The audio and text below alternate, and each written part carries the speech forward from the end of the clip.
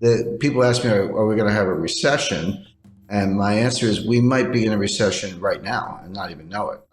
We could be facing a global recession, including China, but just focusing on the U.S. Because that's the Fed's sort of territory.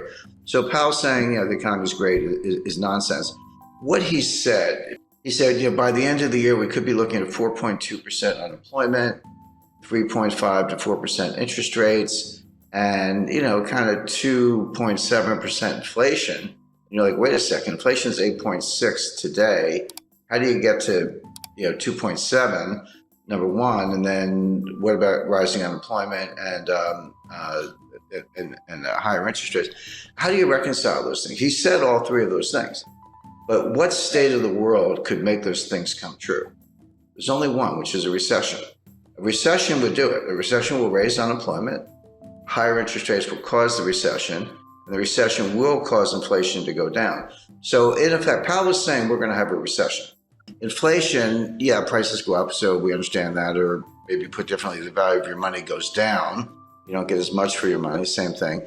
But inflation, broadly speaking, has two causes. One is called, not to get too technical, but it's called cost push. This comes from the supply side. So there's a shortage of oil, and we've got a financial and economic war going on between Russia and the United States. The U.S. really started, but U.S., EU, Canada, Australia, Japan versus Russia. That's obviously disrupting supply chain, cutting down energy supply, causing the price of oil to go up, et cetera. So that's coming from the supply side. And you're exactly right. The Fed can't drill for oil. The Fed can't plant wheat.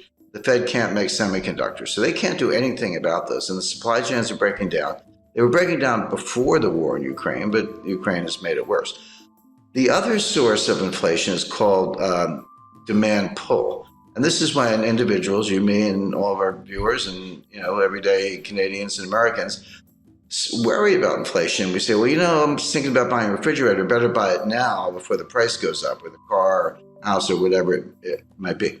They're different, but they affect each other. When the cost push inflation from the supply side has enough effect, there's a tipping point or critical threshold in psychology. We say, maybe it is out of control. I better go buy some stuff. Then the velocity of money goes up, and then you get inflation. So the Fed can't do anything about cost push. They can't do anything about the price of oil, and you're right about that.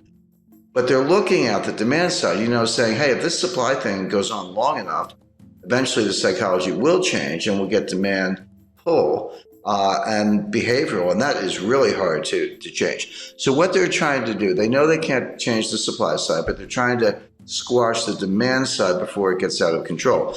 Now, the question, of course, is can they do it? The answer is they can do it, but at what cost? So a general rule of thumb, this is really simple.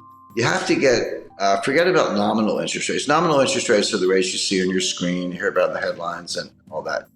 Real interest rates are nominal interest rates minus inflation. Take the inflation out and see what's left.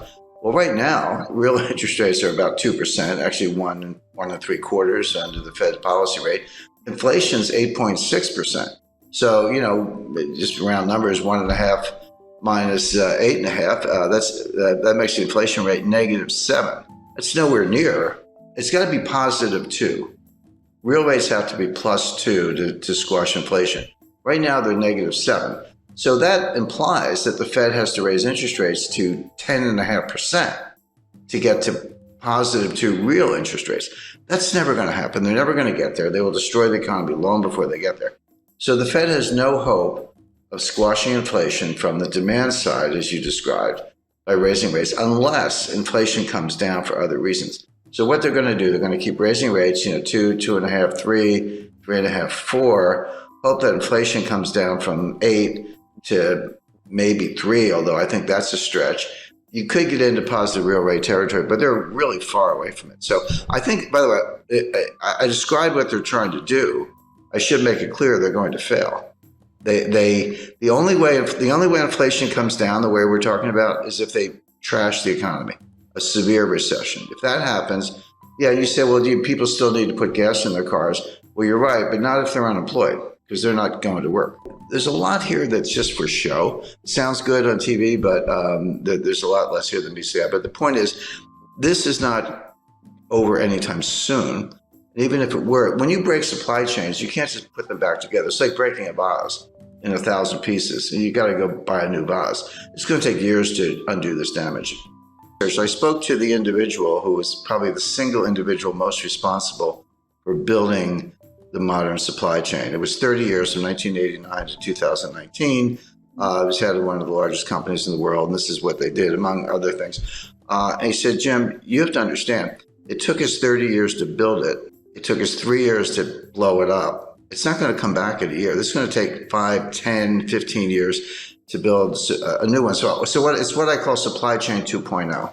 Well, buying a refrigerator is a good idea. Buying a freezer might be a better idea. We're looking for food shortages by the fall. Now, when I say food shortages, in Africa and Middle East, this will mean mass starvation. You may see the greatest humanitarian crisis in history because they literally can't get the food. Everyone's like, well, gee, you can't get Ukrainian wheat. What's the big deal? Buy it from somewhere else. There is nowhere else. Canada and the United States grow an enormous amount of wheat, but we use most of it internally, and we feed, because it's not for humans, by the way. We feed our animals. This is how you feed cows, pigs. This is how you get beef and pork. This is an example of the supply chain, how it filters all the way through. So you would expect higher prices to persist. You would expect food shortages. Buying a freezer is not a bad idea. The future supply chain is going to be it goes by different names. Janet Yellen calls it friendshoring. Macron calls it constellation. I call it a college of nations, but basically we'll have supply chains and trade, but it'll be sort of members only. So US, Canada, Australia, Europe, others, Japan, will be invited to join, but not China. Russia is going to be in the waiting room for a while. We should be better allies with Russia, but the Democrats in the United States have pretty much made that impossible, at least for the short run. And then there'll be other countries that are kind of neutral in that scheme, Brazil, India, and others. But the point is you'll still have trade and you'll have supply chains, but it'll be kind of friendly countries, members only, and exclude China. So that decoupling is going to go ahead. The Chinese seem to be not only fine with it, but they're actually leading the way. Semiconductor manufacturing is moving back to the United States.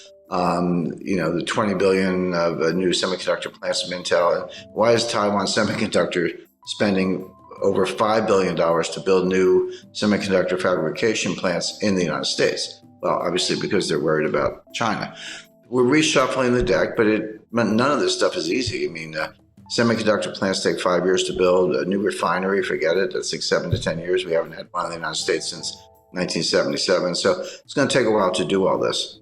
Well, we can do it. So if I said we're definitely going to have inflation, you would know what to do. You'd buy gold, hard assets, land, silver, treasury notes, government bonds, etc.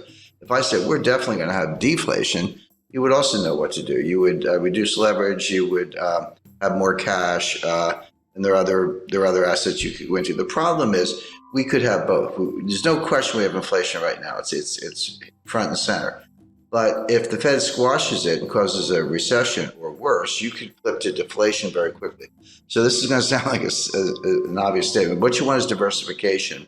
Sounds obvious, but most people don't know what diversification is.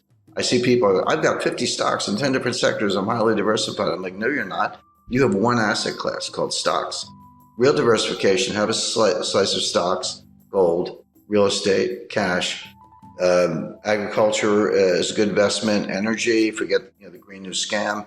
That's a joke. Oil and natural gas are going to be around for a long time.